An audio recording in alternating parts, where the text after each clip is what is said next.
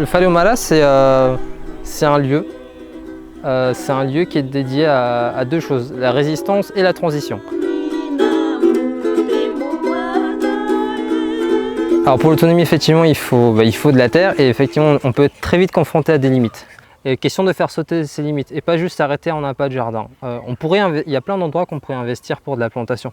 Même des endroits publics, en vrai, il y a plein d'espaces où on met juste des plantes décoratives alors qu'on pourrait mettre des choses qui se mangent et ainsi se rapproprier un peu de notre nourriture et nourrir toujours plus de gens.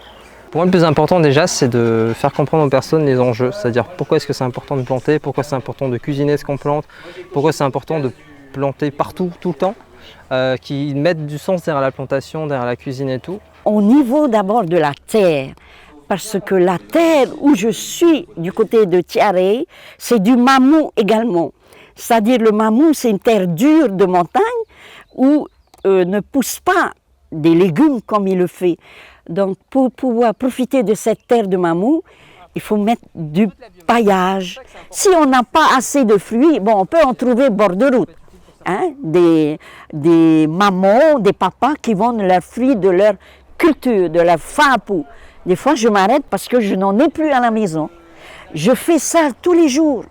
Donc la terre, c'est notre mère nourricière. J'associe beaucoup l'alimentation à la culture. Dans la culture polynésienne, j'ai l'impression que c'est un peu mis de côté le rapport à la terre. La culture polynésienne aujourd'hui, ça va être beaucoup des chants, des danses, la langue. Mais au final, on parle très peu de ce rapport qu'ont les Polynésiens avec leur terre. Il faut savoir que c'est des navigateurs qui sont arrivés sur des îles où il n'y avait pas grand chose à manger. Et du coup, ils ont tout cet art d'amener de la nourriture sur des cailloux isolés et tout un art de cuisine, de conservation. Et tout ça, culturellement, ça a été pas mal perdu. Il n'y a qu'un chiffre pour expliquer ça, c'est qu'aujourd'hui on est à presque 90% de ce qu'on mange aujourd'hui en Polynésie française qui est importé. Et même, je pense qu'en termes d'énergie et tout, c'est quand même très important de se nourrir de ce qu'il y a autour de nous, parce que ça nous connecte à la terre. De par ma formation logistique et de par mes origines polynésiennes, il est vrai que je me pose la question notamment de l'autonomie alimentaire, mais pas juste au niveau de Tahiti, mais aussi des îles. Et je pense que c'est un grand enjeu de la Polynésie de demain.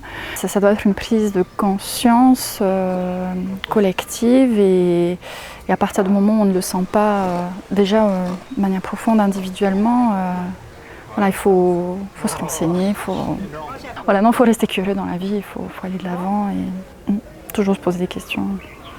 Comment faire de ce monde un monde meilleur.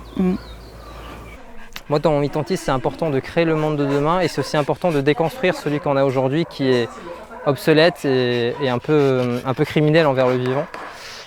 Donc ça veut dire d'incuber des projets. Si des gens ont des projets de résistance, des actions à mener, ils peuvent considérer qu'ils ont un quartier général ici.